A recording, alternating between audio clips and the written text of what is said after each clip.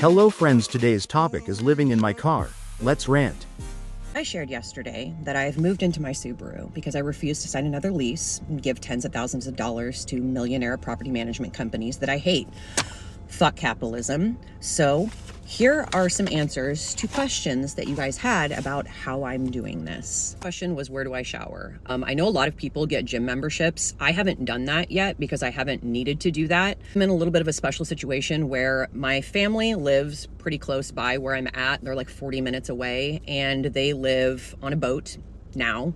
And so I have access to like the marina showers. I just need their key fob. And so I've gone over there a few times and taken a shower. Also, because this is Washington, there's tons of options for free public showers. For example, I'm going to show you where I'm at right now. This is the shower at the state park that I'm at right now. So this is where I've taken a shower for the last week. And the reason why I've stayed here as long as I have is because of this. Right there, that's a pavilion that I can work in. There's plugins all along the back. And then over there, free Wi-Fi, like free, like really good Wi-Fi. I also have a 5G signal here. View of the beach. They also have water spigot with free potable water. So this is a really nice state park. Not all state parks are like this. This one is funded by BP because there's a plant right by here. So I've been here for a little bit, but there's other options. I'll probably just get a gym membership once I leave this area. But for now, this works. Next question was, how do I work? Just have this guy. It's just an inverter that I plug in when I'm driving around. I have my laptop charged, or I go to a place where I can charge it. And then I either connect to free Wi-Fi. There's at libraries, state parks sometimes. Sometimes I just connect to my phone, but I do have a Subaru that has the option of adding Wi-Fi. I think it's like, I don't know if it's Starlink or if it's just Wi-Fi through AT&T. I need to look into it because once I leave this area, I'm probably gonna need to get that. Starlink is probably gonna be the best option if I wanna be out where there's no cell service and still be able to work. How do I cook? Let me show you. I usually cook right here in the back of my car. I've got a very simple setup. I'm probably gonna get a Coleman 2-burner just so that I have a bigger space and more burners to cook. But right now I'm literally just using my camping stove, my jet boil, or the generic version of it. I use that to boil water for making coffee in the morning, things like that. If I'm cooking something else, like for example, for lunch today, I cooked hot dogs and I cooked them in here and just held it over the fire. And then I've also got just a lot of stuff that is like instant stuff, like mashed potatoes, mac and cheese, you know, those same size mac and cheese things. So that's what I've been eating. Lots of tacos too. I like carnitas, and then I have all the fixins to make myself tacos. So it's just easy, quick meals like that until I get to the point where I have, you know, propane burner and can cook. And then as far as where I keep the food, I have an Igloo Overland cooler that fits perfectly right here. It is just the right height where I can pop this open right here, and I can still open it up really deep. Actually, I can fit a lot of stuff in here. There's a bunch of meat that's under this down here in the ice, and then I've got this little tray that I keep like veggies and stuff that I don't want sitting down in the water. And I can usually keep 3 days worth of food in here, and the ice stays usually for about 3 days as well. Next question was, don't I feel unsafe? Like as a single solo woman sleeping out by myself? And no, I don't. Now I sleep with these back windows open most nights. I have these covered and the front window covered, but I sleep with my back windows open with just a mesh screen, and I have never felt unsafe. Do I sleep with a really big knife next to me? Absolutely. Like right next to my fucking head. Try me. Like I fucking dare you. But no, I'm not afraid. I honestly feel safer being out, you know, at a park or out on BLM land, out by a creek, listening to the rushing water, the rain falling on the roof. Like I am much happier and feel more safe and secure when I'm in the car. Now that doesn't mean there haven't been moments where I'm like, The other day I was moving everything around, was reorganizing the car, and this guy walked up behind me as I was bent over, like from outside the vehicle. I was bent over into the car.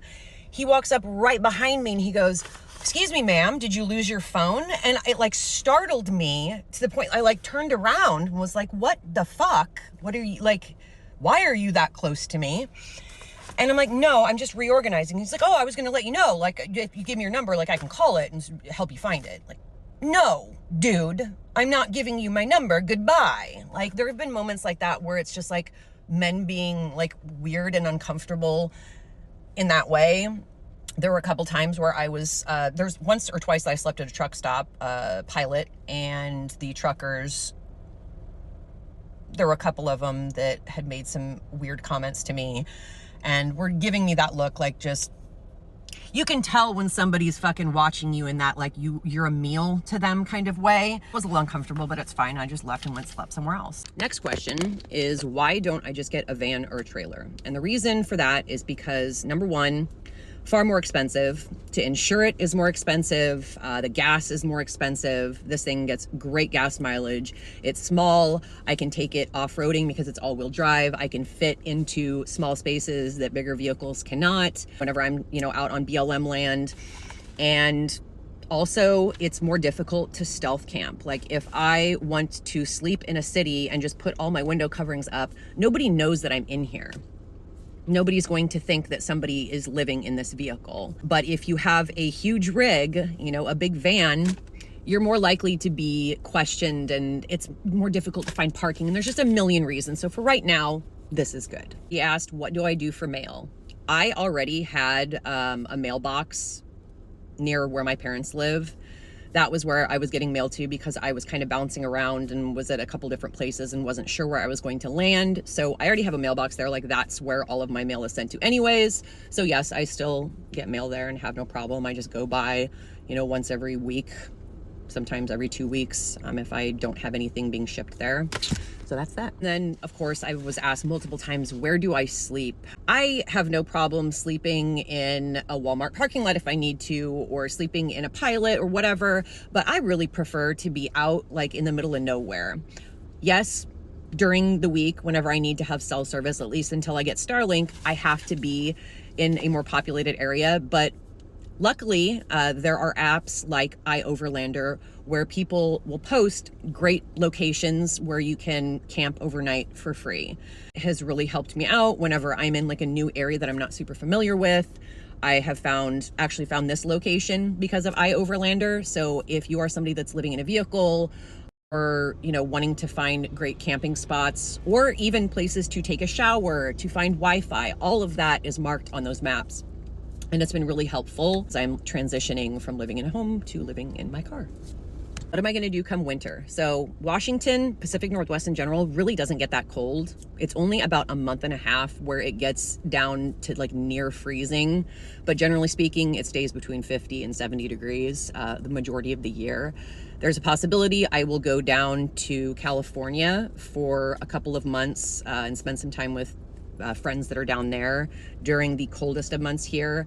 But I honestly think that I would do just fine with a heated blanket and maybe a heater if I need it, but I doubt it. I want to say that like the West Coast, especially the Pacific Northwest, this is the best place to do something like this. They are very friendly to people living in their vehicles. It is common here. Police don't mess with you. Most people have no problem with it. This is a very, camper friendly, outdoor recreation friendly area. And so I think it's going to be good. I've loved it so far. So stay tuned. I'm going to do a tour of the vehicle next. Tough times for everyone. What do you think about this video? Comment down below and thank you for watching until next time.